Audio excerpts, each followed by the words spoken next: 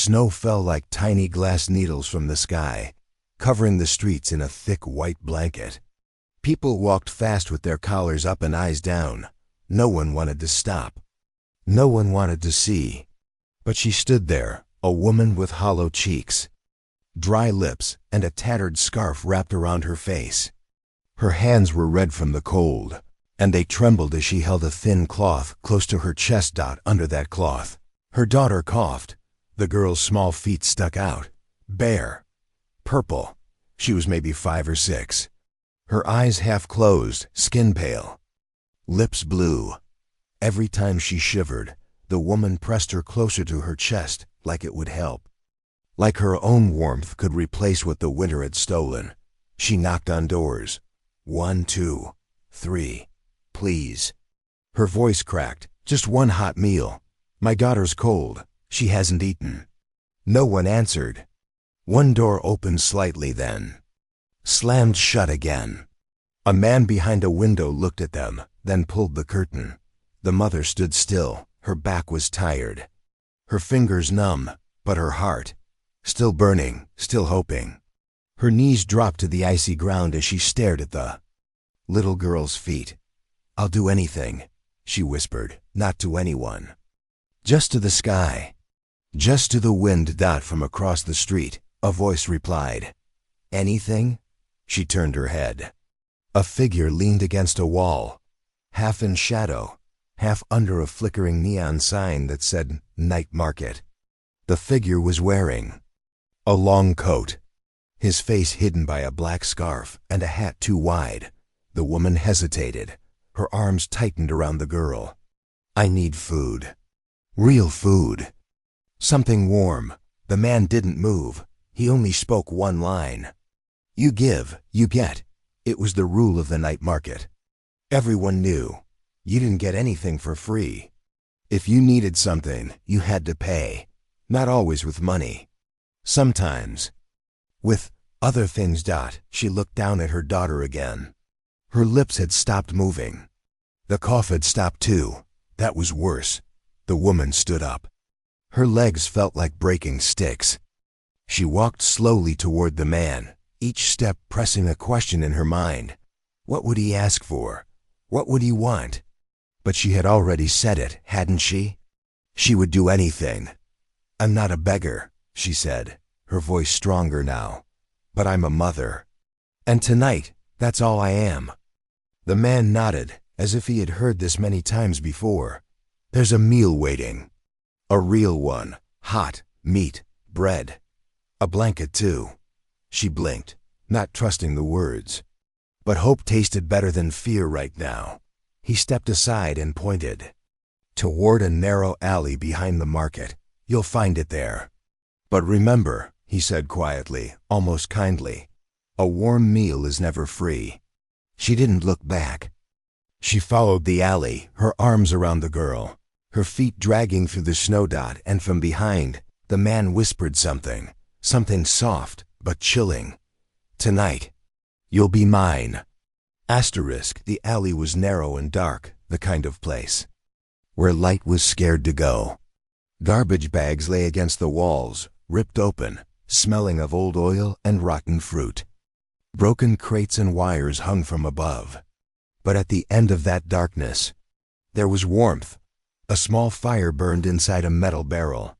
Around it sat 2 women in heavy coats, their faces hidden under scarves. One of them looked up as the mother stepped closer. Without speaking, she pointed to a wooden crate nearby. On it sat a plate, real food. A slice of bread, a piece of grilled meat, and something warm in a tin cup that smelled like soup. The mother froze. For a moment, she thought she might be dreaming. She looked down at her daughter. Her eyes fluttered open from the smell. "Mama, is it real?" she whispered. The mother didn't answer. She just knelt beside the crate and broke the bread into pieces, feeding her daughter slowly. Each bite brought back a little color to the girl's face. The warmth of the soup touched her lips like sunlight on snow. Tears rolled down the mother's cheeks, not from sadness, but from the weight of it, from knowing her daughter might survive the night, She had no idea who gave the food. She didn't care, not yet. But then the fire shifted. The man was back. The one from the street. He stepped forward, pulling down his scarf just enough to show a smile. Not a kind one. Not cruel either. Something else. Like someone watching the game. You paid, he said. But not fully. The woman stood, now shielding her daughter behind her. I gave what I had. You saw, I only wanted food. He shook his head slowly. You gave words. And your body came. Here. But the price is more than just walking down an alley. Her heartbeat grew loud in her ears. She looked at her hands, at her arms, and then she saw it. Her right forearm was glowing. A soft red circle had appeared just beneath her skin, like light trapped under glass. It pulsed slowly like a heartbeat. What is this? She asked, her voice shaky. A promise, he said. You said you'd be mine. The mark makes sure you don't forget. I didn't mean, she began, but he raised a hand. No one ever does. But words are powerful here. She looked around. The other two women were gone. The alley was empty, except for her, the fire, her daughter, and the man. She stepped back, clutching the girl tighter. What do you want from me? The man's smile faded. He looked almost sad. Not today. Not even tomorrow, but when I call, you will come. And if you don't, he glanced at the girl. Then your daughter will pay for what you took. The mother's legs gave way. She sank to the ground, the mark on her arm glowing brighter. Now, hotter, as if it were burning a memory into her soul. The man walked away slowly, the snow crunching under his boots. Before he turned the corner, he said one final thing. Next time, don't say things you don't mean. Then he disappeared into the dark. The fire went out. The warmth faded. The alley became cold again. But the glow on her arms stayed. She rapped. Her daughter tighter in her arms, whispering promises she wasn't sure she could keep. They had a full stomach now. But at what cost? And somewhere deep in her chest, a fear started to grow. Not for herself, but for what this world might do to her little girl. Morning never really came in their part of the city.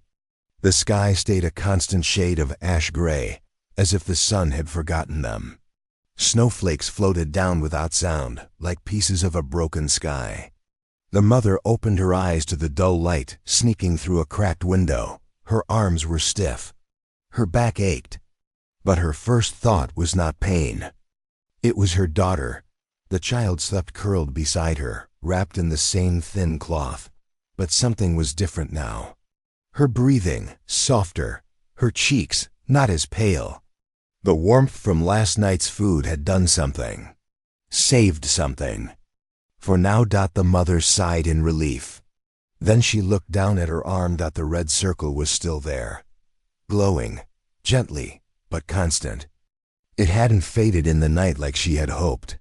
Instead, the skin around it was starting to darken. Like a bruise made from fire. She touched it with trembling fingers. It was warm. Too warm. She covered it quickly with her sleeve, just as her daughter stirred awake. Mama, the girl whispered, rubbing her eyes. Yes, my love, I'm here. The child blinked. Looked up at her mother, then tilted her head slightly. Your arm is red. The mother froze. She forced a smile. It's nothing. Just a small cut. But the girl stared for a moment too long. Her little fingers reached out, almost touching the sleeve, then stopped. You were glowing in my dream too, she said softly. Like a fire. The mother didn't answer. She wrapped her arms around the girl tightly. You're safe now. That's what matters. But even as she said it, she wasn't sure. Later that day, they moved again. They couldn't stay in the same broken apartment too long. Landlords didn't. Like people who didn't pay, and her face was starting to be noticed. She kept her sleeve down and her head low. On the train, she caught a glimpse of herself in the metal reflection. Her eyes looked older, not tired, aged. like someone who had seen 100 winters. And the mark? It was growing, spreading. Thin red lines were stretching out from the circle like veins of lava beneath her skin. She pressed her arm to the wall of the train car, trying to cool it. A man nearby stared at her. She turned her face quickly, but it was already too late. He stood up and walked to another car. That night, she found a place in the underground shelter near Sector 9, a small room made of scrap metal and stitched cloth. There were no beds, just floor, but it was warmer than the outside. She made her daughter lie down. As the girl drifted off, she began to murmur in her sleep, "He's coming." The man from the fire. The mother's heart skipped. She shook her lightly. "What are you saying?" But the child only whispered again, "He was watching us, in the dark. His eyes are not eyes." The mother sat frozen, watching her child's face twitch, her hands clenched. Then for the briefest moment, the girl's skin pulsed. A flicker. Not red, not blue. Something in between, like a static glitch. The air in the room changed, just for a second. Like it had stopped working. The mother felt her hair rise, as if electricity had passed through her bones. Then, nothing, the child breathed normally again. Peaceful. The mother stared at her daughter's small hands. Something was wrong. No. Something was waking up. She looked at her own arm again, now glowing brighter than ever, and suddenly she knew the meal wasn't just food. It was a key, and that man didn't give her warmth. He gave her something far worse, a promise. A link, a signal. She stood and walked to the metal door of the shelter. Under it, someone had slipped a piece of paper. One word, midnight. And beneath it, scratched in shaky letters, "Come alone, roof." Midnight came like a slow breath held too long, heavy, silent, and waiting for something to happen. The city above was dead quiet. No cars, no footsteps. Just the soft hum of forgotten machines and the distant groan of metal bridges swaying in the wind. The kind of silence that didn't feel peaceful. It felt planned. She climbed the rusted stairs to the rooftop, her heart pounding harder with each step. Her arm, still glowing faintly, was hot now. Not burning, but alive like it had blood of its own. Every few seconds, it pulsed, not randomly, in rhythm, like it was listening for something. She reached the top and stepped onto the rooftop. The cold air hit her like a slap. The snow had stopped, but the frost clung to everything. Wires, broken antennas, rusted pipes. And standing at the far edge, back turned, was the man. The same man from the alley. The one who had fed her. Marked her. He didn't move, just spoke without turning around. "You came." Her voice was low, firm. "I had no choice." He turned. Slowly, she saw his face for the first time, fully. Younger than she expected. Pale skin, eyes too sharp. Not human sharp, clean, cold, like glass. He held out a small round device, flat and smooth like a silver coin. It blinked red, matching the rhythm of her arm. "You want answers?" he asked. She nodded. He stepped closer. "I'll give you the truth, but you won't like it." "I don't care." He pointed at her arm. "That mark is not a curse. It's a door." "A door to what?" "To them." She stared at him, confused. "Your world," he continued, "is not what it seems. You think you're poor. You think you're cold. You think you're forgotten. But the truth is worse." He took out a small square chip and tapped it against a nearby metal pipe. A flicker of light. A hologram. The rooftop around them vanished, replaced by a glowing wireframe version of the same city, only broken in different ways. The buildings flickered, changed shape, reset. Streets looped back on themselves. "This," he said, "is what your world actually looks like. It's code. It's not real. You're in a program." She stared, her breath caught in her chest. He walked closer. To her, eyes locked. "Your daughter. She's not supposed to exist. She's a glitch." A mistake in the code. The mother's heart stopped for a second. No, she whispered. She's just a child. She's more than that. She's something this world can't control. And that makes her dangerous. The man turned off the device. The rooftop came back. Cold and still. They've been watching her since the day she was born. Every fever, every sickness. It wasn't illness, it was the system trying to reset her. She backed away slowly. Why are you telling me this? Because the time is running out. They're going to delete her. They've already marked her file. No, she said, trembling. I'll run. I'll hide her. You can't hide in a world made of glass. They see everything, everywhere. The wind picked up. Her coat flapped behind her. What do you want from me? He held up a black device, needle thin, glowing with lines of red code. Take this. It'll stop the signal coming from your arm. But only for a little while. After that. She took it. He looked at her one last time. You asked for one hot meal. I gave it. But the real price wasn't your body. It was your future.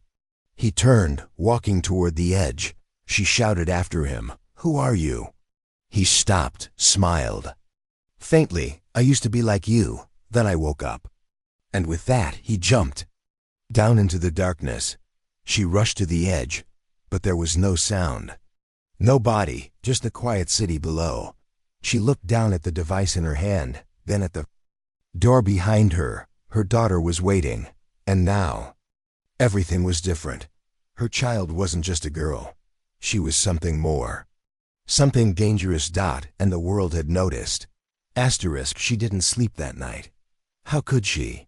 She sat with her back to the door, legs crossed, daughter asleep beside her, the strange device still clutched in her hand. The rooftop meeting played over and over in her head like a broken film reel. The man's words echoed in the dark corners of her mind. She's not supposed to exist. They're going to delete her. What did it even mean, delete? Was her daughter a file, a number, a mistake? No, not to her. To her, the girl was laughter, tiny hands, sleepy whispers. She was the only thing in the world that felt real. But now she wasn't sure if anything was real at all. The mark on her arm had dimmed slightly since she pressed the black device against it. It had cooled, but hadn't disappeared.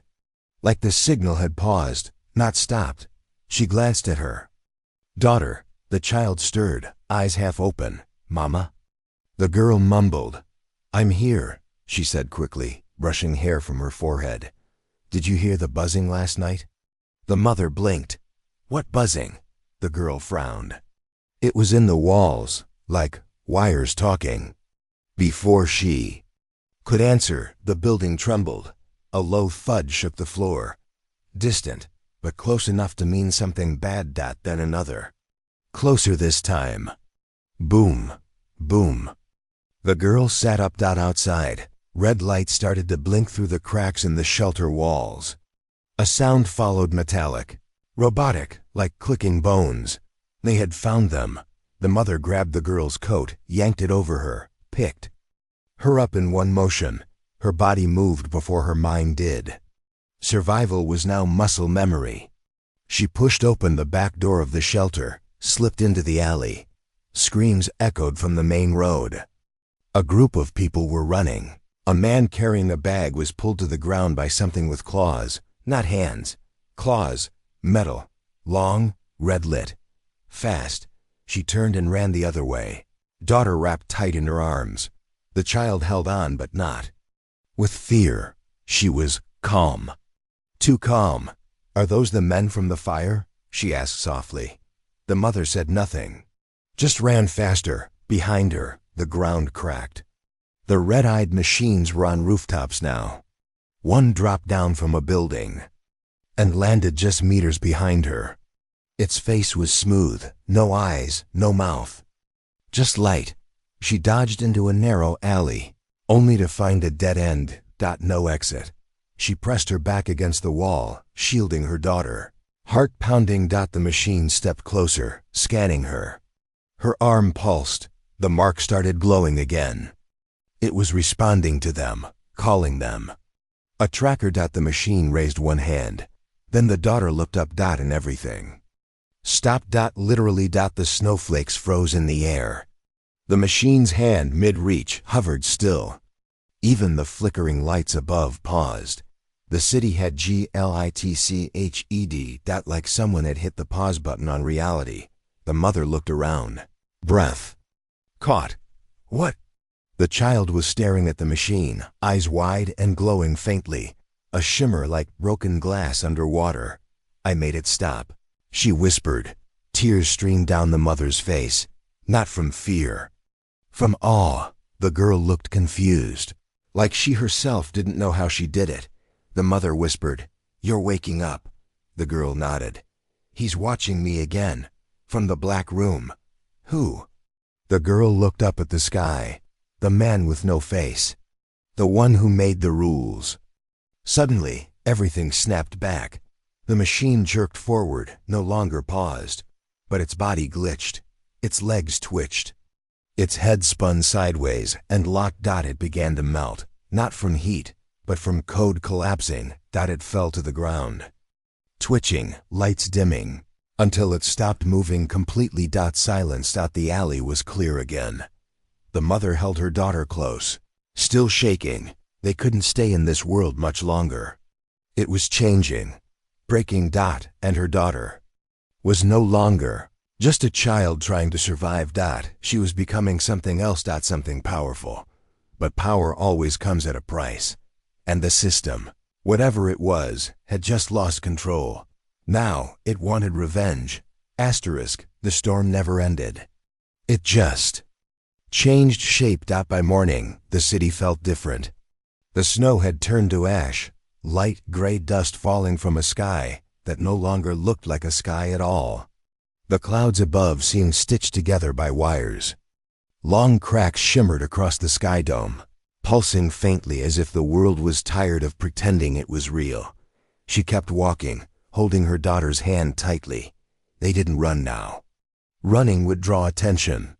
Instead, they walked, like ghosts between the edges of forgotten streets, where no one looked, where broken things were left to rot. Her daughter hadn't spoken since the alley. Not a word. Not even a whisper. She stared at her hands as they walked, as if they were something strange, foreign. She touched the walls they passed, and sometimes the bricks flickered, just for a second, like static on a screen. They had become shadows. In a world made of code. The mother's arm still burned. The mark had changed again, no longer a circle. Now it looked like a thin spiral, glowing deeper, tighter, moving slowly beneath the skin like it was alive. Like something was counting down. She didn't know what would happen when it reached the center, but someone else did. When the note arrived, slipped into the old vending machine they used to hide behind. She wasn't surprised. It simply read, "You don't have time. Choose, sacrifice or escape. Come to the black gate at sunset. Come alone." She stared at the words, and then at her daughter, who stood silently, looking up at the broken sky. That afternoon passed like smoke. They hid in a rail tunnel where machines wouldn't go. The girl finally slept, curled against her side. Her small breath still fogged the air, still human, still soft. The mother pressed her lips to the girl's forehead, breathing in the scent of her hair like it was the only real thing left. She made her decision in silence. When the sky turned orange, or what passed for orange in this cracked simulation, she walked alone to the black gate. It wasn't a gate at all. Just a massive, vertical line in the city wall that flickered like bad reception on an old screen. The ground there was burned, twisted, as if code had melted through it. And he was waiting. Again. The man with the glassy eyes and clean face. "You came." "I always do," she said coldly. He nodded, almost respectfully. "There's a way to end this. A clean reset. Your daughter's code can be extracted, rewritten, folded back into the system. She'll wake up like a normal child, happy, safe, no powers, no glitches, just simple. And what happens to me? You become the filter, he replied. We plug you into the walls. You'll forget her. You'll forget yourself. But you'll keep the system stable. Your sacrifice will buy her peace. The mother looked down, her hand clenched slowly. She said nothing. You asked for a meal, he said. You got a world, but a world costs more. She looked up, eyes burning. Does she get to live? She forget everything. She think this was just a bad dream. A long silence passed, then she nodded. A slow, shaking nod. For her, yes. He stepped forward, raising the device, thin and black, needle-like. Once I begin, there's no reversing it. The spiral in your arm will close. Your memory will unravel. She will wake up free, and you. I know, she said, but just before he touched her skin, something changed. The ground beneath them cracked. The light from above shattered into pieces, and her daughter's voice echoed through the air, louder than thunder. No more sacrifices, Mama. The girl stood at the edge of the black gate, eyes glowing like stars, hair floating around her, as if the wind came from within. She wasn't scared. She wasn't broken. She was ready. You gave me life, the girl said softly. Now let me give it back to you. And in that moment, the system made its mistake. It had pushed too far. Child was no longer afraid. She stepped forward, and the gate screamed open like a beast being torn apart. Light poured through, not golden, not white, but something new, something rewritten. The girl held out her hand to her mother, and the choice shattered. No more deals, no more prices, only one path. Now they would walk through the fire, together. Whatever came next would be the end. Or the beginning. It all depended on her. Asterisk. The world didn't end with a bang. It ended with a soft hum, a deep, low vibration, like a song held beneath the skin of the earth. The buildings around them shimmered, flickering between forms, brick to wireframe, metal to dust, windows to static. The city had begun to unravel, not with fire, but with silence. They stood in the center of it all, a mother and her daughter, facing the gate that wasn't really a gate, watching light bend into shapes too strange for human eyes. Time slowed. Or maybe it sped up. They couldn't tell anymore. Days, hours, seconds, all of it folded in on itself like paper turning to ash. The girl stood with her small hand outstretched, fingertips glowing with quiet power. Not violent, not angry, just sure. Her hair lifted slightly in the strange wind swirling around her, and her eyes, wide, soft, deep, looked into a sky that no longer obeyed gravity or reason. The mother stepped beside her. Her mark, the glowing spiral on her arm, had stopped turning. It had reached the center. She expected pain, darkness, maybe even death. But what came instead was clarity. Suddenly she could see it. All of it. Not just the city, but the system beneath it. The lines of code that held everything together. Streets weren't made of concrete. They were commands. People weren't always people. Sometimes just shadows running old lines of dialogue. Even the snow, even the hunger, they were part of the illusion. A test. A simulation. A prison. And her daughter was the key. A voice echoed, not from the sky, not from the ground, but from everywhere. At once. Cold, mechanical, emotionless. Glitch identified. Core breach. Last protocol engaged. Choose function reset or release. The girl looked up, not confused, not afraid. She knew what was happening. The mother turned to her slowly. What does it mean, baby? What happens if you choose reset? The girl's voice was steady. Everything goes back. You forget me. You go back to being cold, alone. You never find the market. You never find the meal. And if you release, I break it. For real, no more system, no more cages. We wake up in whatever's left. The mother knelt, holding her hands. And what if there's nothing left? Then we build something new, There it was, the choice, not hers to make anymore. It had never really been hers. This child, this little girl with frostbitten toes and warm brown eyes, had carried more power than anyone realized. She was born into pain, into silence, but she had grown into something unstoppable. Not a weapon. Not a glitch, a question, one. Only she could answer. The sky cracked dot all around them. The city fell into pieces, cubes of data floating upward like dying stars. The voice came again, louder now, urgent. Reset or release. Final moments counting. 10-9. The girl looked at her mother. I want to live, she said. But not like this. Not in someone else's dream. The mother's lips trembled. She nodded. Then end it, baby. Make it yours. 8-7. The girl turned to the gate. Her hands rose. The light bent around her like a shell. Like armor made of memory. Every time they were turned away. Every night they went hungry. Every step they took through the cold. All of it became weight behind her will. 5-4. She whispered one last word. No. The gate exploded. In silence, there was no sound. No heat, only light. Light that erased the walls, the wires, the rules. It filled every space, broke every chain. The world folded, collapsed, not like death, but like exhale, like a breath held too long. Finally let go, when the mother opened. Her eyes, there was no snow, no machines. No marks on her arm, just dirt, wind, sky, real sky. Blue, endless, clean. She was lying in grass, and beside her, the girl, smiling, no glow.